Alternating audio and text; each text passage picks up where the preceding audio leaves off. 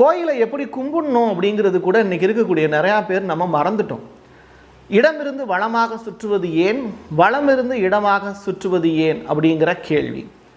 எப்படினாலும் சுற்றிட்டு போவோம், சுற்றுறோம்ல, இதில் என்ன பிரச்சனை அப்படின்னு கேட்டால், இடது பக்கத்தில் இருந்து வலது பக்கமாக சுற்றும்போது நன்மைகள் பெருகும், வலது பக்கத்தில் இருந்து இடது பக்கமாக சுற்றும்போது தீமைகள் விலகும். அப்போது தீமைகள் விலகி நன்மைகள் பெருகணும் அப்படின்னா இந்த பக்கம் 3 அந்த பக்கம் 3 சுற்றுறது வழக்கமான நடைமுறை. இது ரொம்ப காலம் கழிச்சு மறந்துருச்சு. சில கோயில்களில் 5 முறை சுற்றணும்.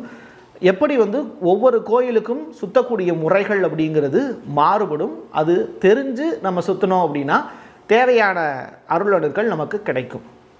இறைவனுக்கும் கொடிமரத்துக்கும் இடையில ஒரு பெரிய கேப் இருக்குல்ல, அதுக்கு இடையில தான் தாமிரத்தை கம்பியை வச்சு ரெண்டையும் கனெக்ட் பண்ணியிருப்பாங்க. மேலே தெரியாது, ஆனால் அந்த லிங்கத்தை வைக்கும் போதும் சரி, கொடிமரத்தை ஊண்டும் போதும் சரி, லிங்கத்துக்கு அடியிலிருந்து ஒரு தாமிர கம்பி ஒன்று கொடிமரத்துக்கு போகும். அதுக்கு பேர் தான் கனெக்டிவிட்டியும்பாங்க. தங்கத்தில் நீங்கள் கம்பி போடல, ஏன் தாமிரத்தில் போட்டிருக்காங்க? எளிதாக கடத்தக்கூடிய வாய்ப்புங்கிறது தாமிரத்துக்கு தான் இருக்குது.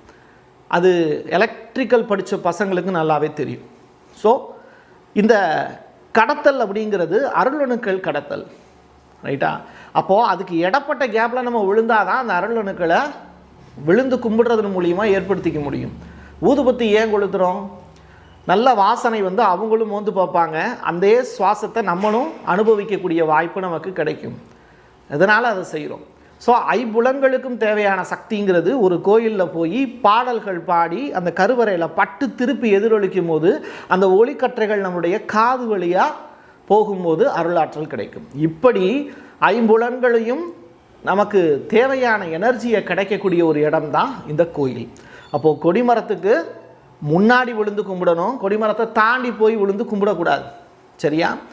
ஒரு சாமி ஒருத்தர் நிற்கிறாங்கன்னா யார் நிற்கிறாங்களோ அவங்களுடைய காலில் தானே விழுந்து கும்பிட முடியும். அவர் இந்த பக்கம் நிற்கிறாருன்னா நான் தெருவில் போய் நின்று கும்பிடுவேன், அதை நீங்கள் ஏற்றுக்கோங்க அப்படின்னு சொன்னால் ஏற்றுக்கிறதும் ஏற்றுக்காதும் அண்ணாமலையாருடைய விருப்பம்.